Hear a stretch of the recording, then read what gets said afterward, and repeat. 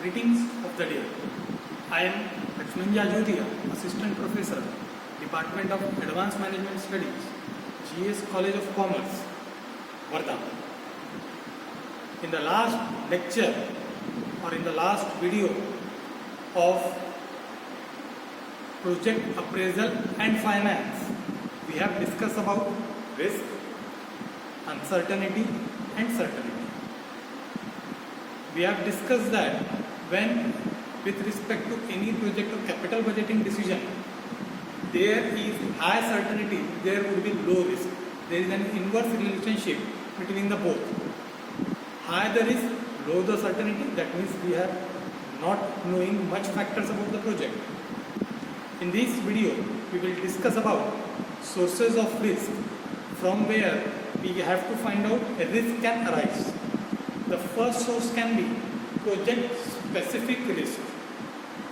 It arises because the firm misestimated the cash flows for that particular project, or it may be due to some specific factor of that project.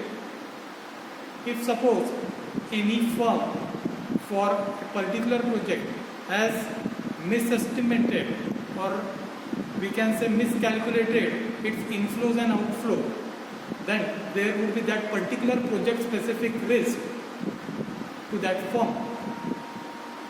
Other reasons can be also, for example, management, if with respect to that particular project, if it is not efficient, then again the project specific risk can arise. Second risk is competitive risk, or we can say term it as competition risk. This risk arises due to the action of the competitors, which we usually see in the market. X company sell its product for say for 100 rupees per unit. All of a sudden Y company enters and it gives same product at 95 or 90 rupees. This can be termed as competitive risk. We can take example of Jio. Its entry in the telecom sector has created the competition risk, which has affected the cash flows of other telecom players. Third type of risk is industry specific risk. This risk has impact on firms' earning and cash flow as it is prevalent in the particular industry. It can be categorized into three types. Number one is technological risk. We can say whenever there is an upgradation in the technology or change in the technology, or technology gets evolved, what we see that our project which we have analyzed, or our capital budgeting decision, or our long-term investment decision which we have taken is subject to question mark, because technology changed the things a lot. Second risk can be the legal risk. It reflects the effect of changing laws and regulations in the particular industry or sector. Suppose that a new law, which we can take an example. Recently, Government of India is introducing law for the e-commerce segment. This is known as legal risk, which is particular to that e-commerce industry, specifically to that. That is known as legal risk. New law came in force and it has effect on our earnings. Third type of industry specific risk is commodity price risk. It reflects the effect of price changes in the commodities or services that are used or produced disproportionately by a specific industry. We can see any product or service which has been offered by any company has changes in the price which is not being produced in proportionate pattern, as again has industry specific risk characteristics. Fourth type of risk is international risk. This risk arises when a company, when an organization has international or foreign projects or investment.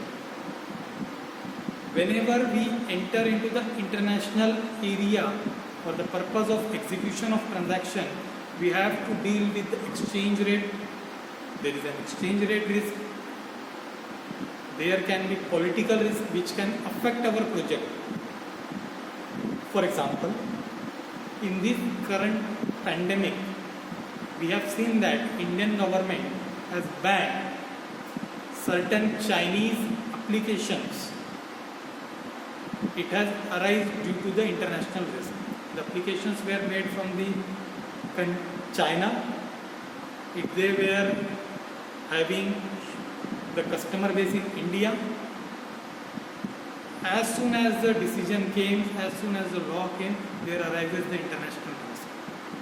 Same thing happens with the projects also. Suppose that X company has taken a project in some other country. We can take example of UK. If there is an exchange rate, unexpected, all of a sudden, change in the exchange rate, they suffer the international risk. Last type of risk is market risk. This risk affects the earning and the cash flows of the firm due to unexpected changes in macroeconomic factors. In economics, we have studied there are two types of factors, micro and macro. Here we are discussing about macro factors like GDP, gross domestic product, like economic growth rate, like changes in interest rate, inflation prevalent in the economy. If these factors are having impact, then we can see that there is a market risk to that particular project. Next thing we will discuss is the perspective of the risk. The very first perspective is standalone risk. The word itself says that standalone. It means only one. We can define it like the risk of a project when it is viewed in isolation. The risk of a firm investing in one and only one project. Only one project get affected. That is known as standalone risk. Next thing is firm risk. It is also known as corporate risk. This risk denotes a share of all the risk of a firm contributed by a particular project. It affects the future earning of the company or of the firm. The particular project has impact on all the firm earnings, not only on the project. When it has only on that project, that would be known as standalone risk. When it would be on whole firm, whole corporate, it would be firm risk. Third thing is the market risk. This risk can also be called as systematic risk. It is the part of project risk that cannot be eliminated, which cannot be diversified. It has to be taken into consideration. It would be there. We have to face that risk. We have to get prepared ourselves for facing that particular risk. That is known as market risk. These are the three perspectives of risk: standalone, firm risk, and third one, market risk. Now we will discuss about causes of risk in capital budgeting. What are the various reasons? What are the various factors which cause for the risk? The very first factor can be insufficient number or less number of similar investment or similar project. Due to this, we don't have historical data, which is quite important. We have discussed, until and unless we don't have historical data, we are not able to compute with the risk. If we don't have very abundant or sufficient number of projects which we have done earlier, we are not able to compute the risk of the present project. We need sufficient number of similar investment or similar projects to tackle the risk.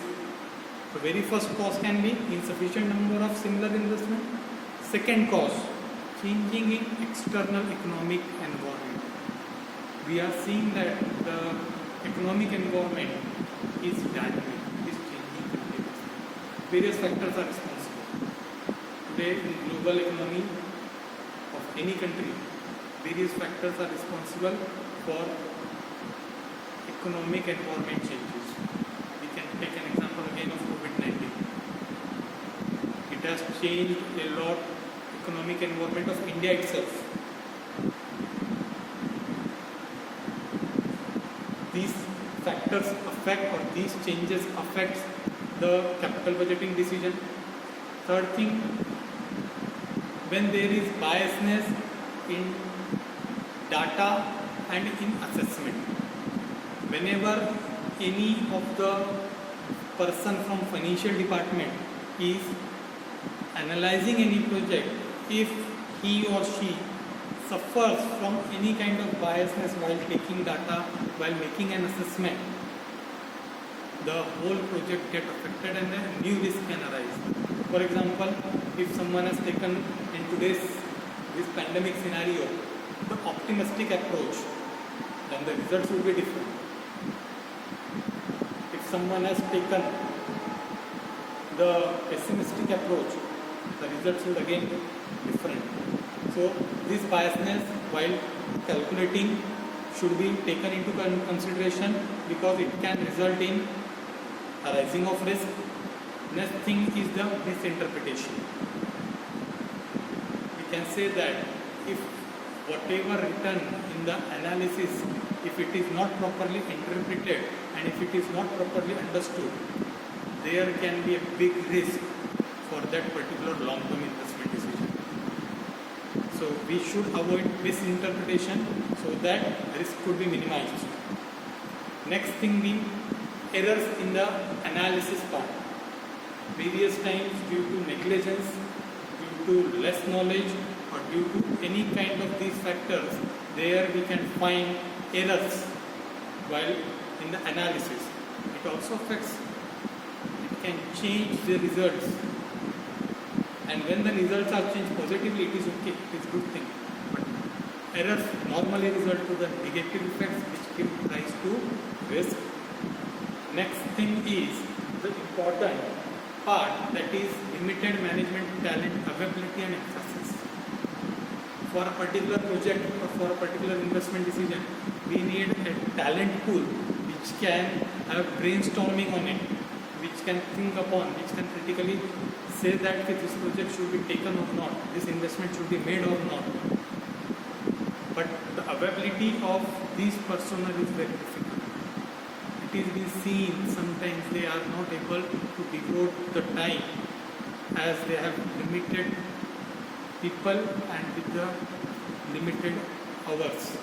So it again gives the rise to the risk which will affect our decision. And the last one is the obsolescence risk. Obsolescence means the situation of being an ideally idle. It means we can say we are not doing anything. That is known as obsolescence risk. If technology changes, our project could be stand still. We are not able to execute our project. There can be an obsolescence risk. These are the various causes which result in arising of the risk in long-term investment decision or capital budgeting decision. These reasons are responsible for risk arising in any project. For the next part, stay tuned to the channel.